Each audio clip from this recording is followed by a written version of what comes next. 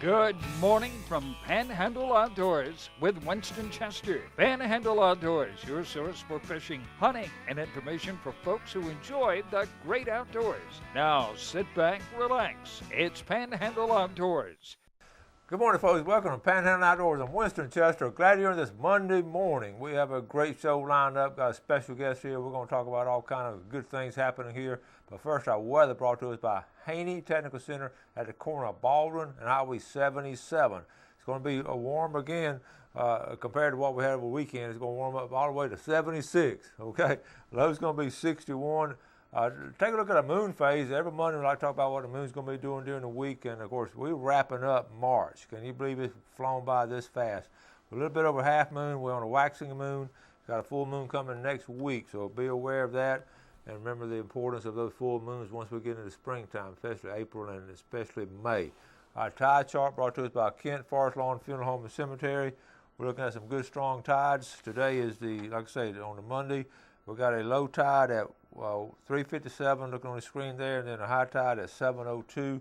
We've got a 0.8 foot range. Marine forecast become a little bit out of the south, about 10 to 14 miles an hour. All right, we'll take our break and be right back. Welcome back and welcome, Captain Matt Smith. Good morning, Coach.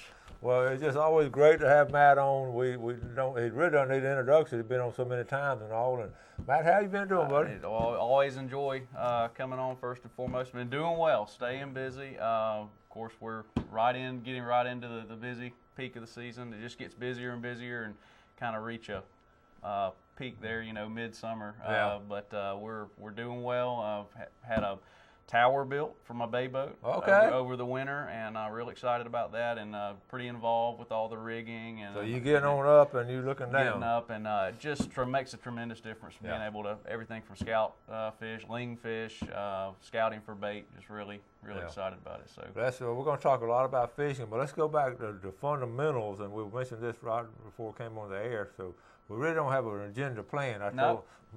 This is like a blank. I usually have an outline here.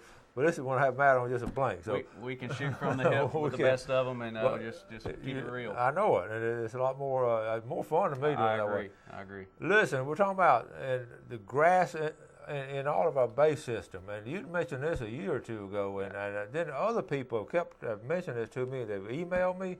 I run into them, and it's talking about where's the grass. So what's your take? Well, believe it or not, going all the way back to the summer, we had the flood. July, just had a tremendous amount of rainfall, basically rained every day. Had a lot of localized flooding, in and around town here. But after that, our bay stayed, the color of coffee for the better part of a month, and it finally cleared up. Well, as it was clearing up, the following winter came, and we had that record cold winter of 20 years, as they like to say. And I think the combination of the two, all of that fresh water, all of the color in the water, the tannic just runoff from leaves and stains the water, that prevents photosynthesis, and then your cold coming in behind it, it just more or less wiped it out. It's like a double whammy. And so a lot of these areas that we normally fish that are nice lush grass flats are just kind of barren sand bottom with a little bit of stubble. And the root system's still there. There's a little bit of grass coming back.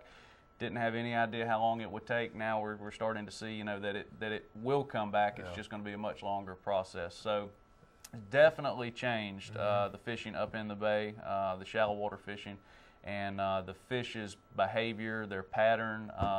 Big difference. Yeah, and that's the same story I've heard from other people like you who are out there all the time, and they've seen the same thing. And I know nature goes through cycles, and we hope we're on the cycle, hope we're rebounding, and that's it. And it's coming back. Maybe like a wildfire, it burns and goes away, kind of looks like a bad situation, and it actually comes back better than it ever was. That's our hopes. But I would love to get an expert opinion at this point, seeing that it is such a slow process. We're going to try to get some folks on and talk about that, because that is a unique factor going on right now with fishing and everything. Yeah. Okay, what about your winter fishing? How was your winter fishing? It was off and on. We didn't have quite as cold of a winter, and so generally the colder the better. A lot of times, especially for like your speckled trout fishing, and we did have some rain, so we had that fresh water to contend with. It was a pretty fair winter, but the main factor really that somewhat of a game changer was, again, that grass for the redfish. And what I found the number one effect, and I've told a lot of clients over the course of the winter and the way we would plan a trip, is we're going to go in and check these areas, but normally these fish would be up here and be feeding and be consistent. They're not. They're moving through and covering a lot of water, and so we're not going to stay in any one area too long and move, and eventually you'd find some fish, and when you found those fish, you kind of had to chase them around a little bit because they're on the move so much, I think, looking for food. I know, I follow you on Facebook and all. I noticed you'd mentioned that several times, how you had to move around a lot more this past year than you. A lot, and probably the biggest factor, what it made the most challenging, was fly fishing. Because fly fishing, ideally you need a fish, tailing and where you can get up there close enough to make a good cast and get that fly in front of him. Whereas with these fish kind of constantly staying ahead of you and you're chasing them, it's even challenging with spinning tackle to get a bait out in front of them. But we still get it done, and that's part of we talked about this for years. Part of what keeps it so interesting. One year to the next, and if you don't like a good challenge, don't try fishing, because it changes every day, every year. And well, what's good for the average fisherman out there to hear someone like you who goes all the time and been doing it your whole lifetime, and knowing and saying those words right there. Because sometimes people get discouraged. That's why I tell them, don't get discouraged, because if you don't catch anything, it's just go out the next day. Absolutely, and going all the way back to my tournament days, and I know I talk about all the time, all those years of tournament fishing, kind of moved on to a different chapter, but I'll always value and appreciate those. But the one thing I always learned in my motto with tournaments, I'd go off, and then I'd come back and do the show and kind of give you the report of how the tournament went. Sometimes good, sometimes not so good. But if you can take away on a day out on the water that you learned something and that you're going to be better prepared and more knowledgeable the next time, you've accomplished something. Keep learning, and it's a natural progression. And take the good with the bad, and it'll all come your way. Good advice. Take a break. Be right back with Matt. Welcome back, General Captain Matt Smith. It's PanamaCityInshore.com, and what fascinates me, I talk to you a lot, how many of your customers are local people? We take quite a few. Our majority of our business definitely out of state people. People here down on vacation, and they come down specifically to fish. But there are quite a few folks that we take that had an opportunity to take a local family. Had an 11-year-old son last week, and just had not had a chance to take him seriously fishing. And the mother booked the trip, and she said, my main objective is for my son to catch real fish. She said, we fished off docks, things like that. Want to him to catch real fish. And I said, he'll catch real fish, have a good time, and he did. By the end of the trip, he's coming up with every way possible for his grandmother to buy him a boat, or he's going to turn his dad's truck into a boat. One way or another, he was going to get a boat and he was going to start fishing. He got fired up. He got the fever, didn't he? He got it, and that's probably one of the most rewarding things we do, is opportunity to take young people and. That will make an impression on him the rest of his life. Without a doubt, and neat opportunity. Okay, so now we're right here in the early spring, and fishing in general. What's going on? Well, this is probably the most exciting time of the year. You kind of come out of your winter doldrums, if you will, and everybody kind of gets the fever, and so your water temperature constantly warming, and got a lot of movement. Everything sheep's head. Trout fishing. Trout fishing's been okay. Going back to the grass, a lot of slow reports there. Some fish being caught on topwater. I like to throw a topwater this time of year, start to get a little activity. But your red fishing picks up, pompano, ling, or cobia, and kind of something we watch in the guide business is we're watching our water temperature and the bait. We're waiting on the bait, and if you'll go back last year this time. Right as we were getting into this period, we got a lot of rain, and the water got fresh, and that bait didn't move in the bay, and that's a big deal. So I know we've got a little, still kind of getting through a little weather here going into spring, and hopefully not too much rain associated with it. So going back to speckled trout, this has been a recurring theme for the past year or so. I haven't got a lot of good reports on speckled trout, especially winter trout fishing. This year was off, according to everybody. It has definitely been off, and partially part of the grass. And I've always really use the comparison just east of us, Fort St. Joe, Apalachicola, the quality of their fishery, the average size of their fish. What's the difference? Why are we such a? Why is our average fish, so much smaller, whereas they've got a much better grade of fish over there? And kind of, I think, probably, in my opinion, would be something to move up on the top of the list research-wise. Let's see if we can figure out what's going on, if we've got to change the limit, size limit, the bag limit, and get that going in the right direction. And, of course, like fish in general, there are good years, bad years, the ups and downs, the ebb and flow of things. And so I know they probably want to, I'm sure they're watching it, monitoring it. Hopefully the FWC is. Yeah.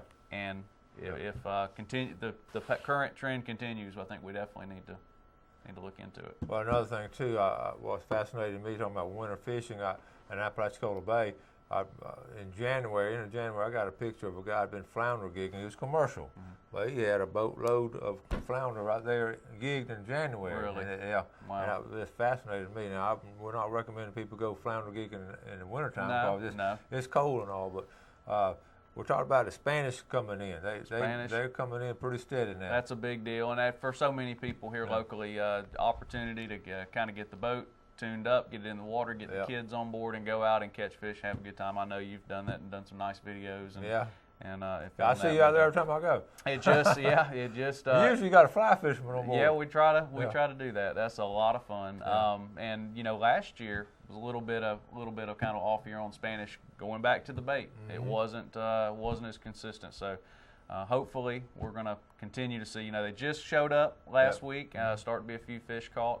And a lot of times you'll catch them out there on the beach in the Gulf first, and as they're working their way in. And really nice when you can have those big schools. I know the last time you and I ran into each other, big schools right inside the bay, birds, and you couldn't write a script for a better trip. No, I mean, boom, no. There they are. So and kids do love catching them. Kids love to catch them. I had a gentleman last year. He wanted to fly fish, but he said, this is all about my grandson. Let's make the trip about him, and if we can work in some fly fishing. We fished for about 3 hours. The grandson caught sheep's head redfish, and then we broke out the fly rod, and he just had a ball with the Spanish mackerel. It's they're such a nice resource. Something we kind of look forward to and hope to have a good year. Okay. Speaking of sheephead, we're all aware of what goes on. This time of year, we're sort of on the tail end of catching sheephead, and Justin brought up a good point. A lot of us feel this way about. You go out there and everybody knows where the sheephead are, okay? Because it's just wall-to-wall boats. I mean, you don't have to be a rocket scientist if you don't know anything about fishing. There's got to be fish there. Right.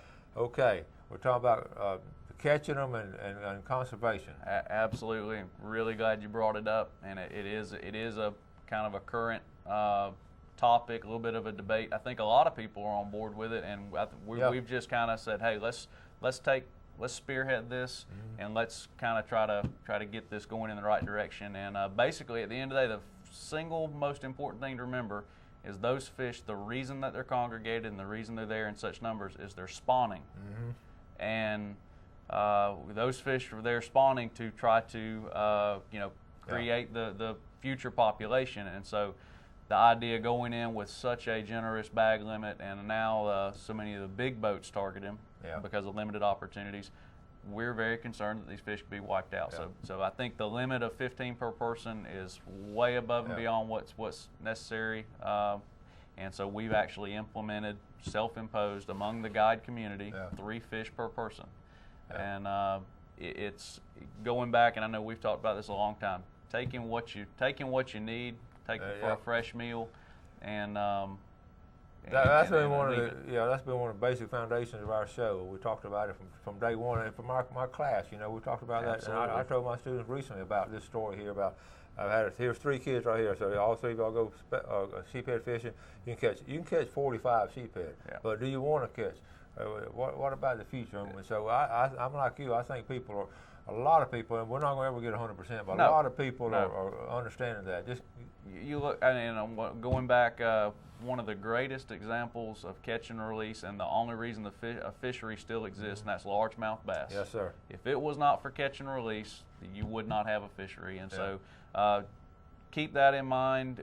be smart, always have the approach less is more. Yeah. And take only what you need. If there's any doubt that those fish are going to be enjoyed and prepared right away within the next day or so, release them. They'll be there next year. Let them spawn, and try to preserve what we have. And I think more, like you say, I think more people than not. But well, you're still going to get enjoyment of catching them. You're still going to get enjoyment of going out with friends and family. Yeah. You're still going to get enjoyment of keeping some and eating them fresh. Yeah.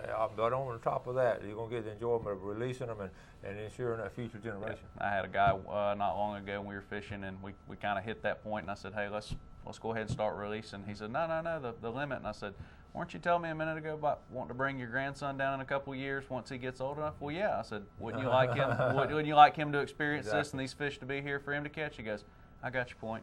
And we started releasing, but it's just we have that opportunity, a little bit of educational situation out there on the boat, and we take it very seriously. Yeah, and we talked about the early bass fishermen that started releasing back in the early 70s, late 60s, early 70s.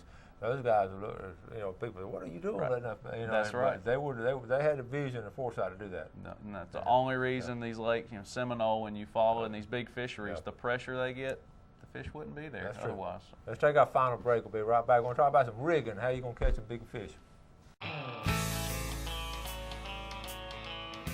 All right, welcome back. Today with Captain Matt Smith, and we're going to talk about how to rig up and how you can catch some more fish. But first of all, let's look at our fishing game forecast, brought to us by Mark Coward of Edgewater Beach Realty. We're looking at 9:22. I guess it'd be better to put it on the thing with it.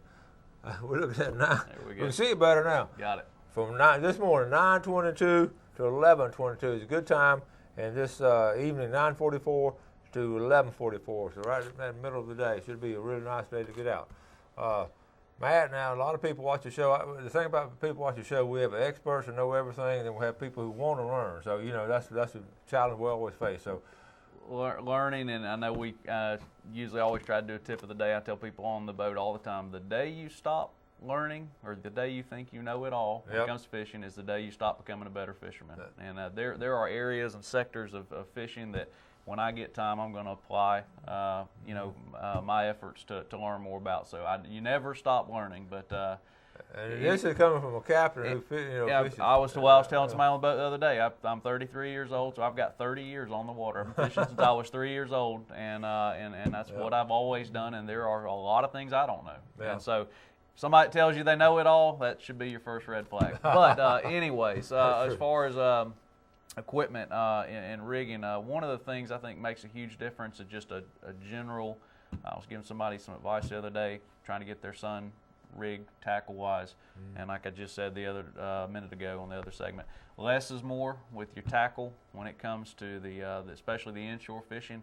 Just scale all of it down. You're going to get more bites. People look at the hooks that I use, little live bait. I use a number 2 live bait hook, say like when we're shrimp fishing. And it's a very small, I can catch 20, 25-pound redfish on these hooks. You're going to get more bites and catch more fish if you'll scale everything down. So whether I'm fishing for Spanish mackerel early in the season, I'm going to fish a very small spoon. The reason is because the bait is very small. Those bait first migrated in the bay. They're sometimes the size of your thumbnail or smaller. As the season progresses, those baits start to grow, and you're going to catch more bigger fish on a bigger spoon. But I'm always trying to scale it down on my hooks. My leader, I fish a 15 or 20-pound fluorocarbon leader. And then on my main line, I fish 10-pound braid, which is very, very small, 2-pound diameter.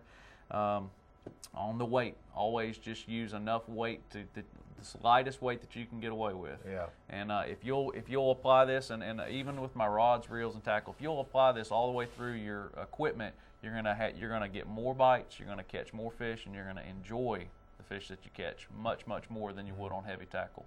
But as far as specifics, if I'm going out live bait fishing, like I say, a number 2 hook, a light, very light leader, and if you'll do that, and those speckled trout, one thing, but those Spanish mackerel have a lot of sharp teeth. They have a lot of sharp teeth. Now I go up to a 40-pound, at least 40-pound fluorocarbon leader. A lot of people use wire. Do you use wire? I do not. Yeah. I do not use wire. If I'm casting a plug, a lot of times if I gotcha plug, I'll put a real short section of wire. But other than that, I try to use just a monofilament leader. Good deal. much more bites that way. You find yourself trolling much as a guide? Not a whole lot. Now kids do enjoy that. They ask about it quite a bit if we control, and if the conditions are suited. They like to move. Hey, get a Coke and a Coke and a Snicker bar, and we'll put the poles out, and it's all about what they want to do. They enjoy that. But I try to primarily kind of target and sight fish those fish if I can. But real hard in a short segment to get into a lot of specifics on your tackle and your rigging, but that's the one thing when you go to look at anything, what's the lightest I can get away with here? You might lose a fish or two, but there's only one way to find out is go out and apply it. That goes with even with my artificials, especially taking clients on the boat. And I'm in the business of watching people catch fish and have a good time. They're going to catch more fish on smaller baits than they will throw in say a big topwater plug. Now you or I might go throw a 6-inch topwater plug all day because we're looking for one big speckled trout. But if I'm taking someone on the boat, I want them to catch 8 or 10 or more fish, and they're going to do that on a smaller bait. You target, and another thing I know y'all are successful at, you target what's in season. That's right. right. Sheephead were here recently, That's and right. y'all caught those and all. Spanner's here now. That's right. And then, so your clients know this ahead of time. Always wanting to produce fish, and there's nothing like a bent rod. Put a smile on a face. And so now we get a lot of clientele that says, hey, this is what I want to do, and this is how I want to do it. And if we think it's a viable option and we can do it successfully, we're going to do it. But more times than not, someone approaches you and says, hey, we want to catch fish and have a good time. We're going to put that in your hands. You make the decision. What do you think are best? I see where Justin been going out a little bit on good days. He does. He's got the boat to do it. 23-foot Parker, beautiful boat, and rides well, and he's set up to do it and very good in the Gulf. And I primarily do the bay fishing. It's kind of what makes our group, our situation so unique. Is we're versatile, but we all kind of have our own niche, and we're able to best accommodate people that way, and we do it all. And if people want to get a hold of you, what do they got to do?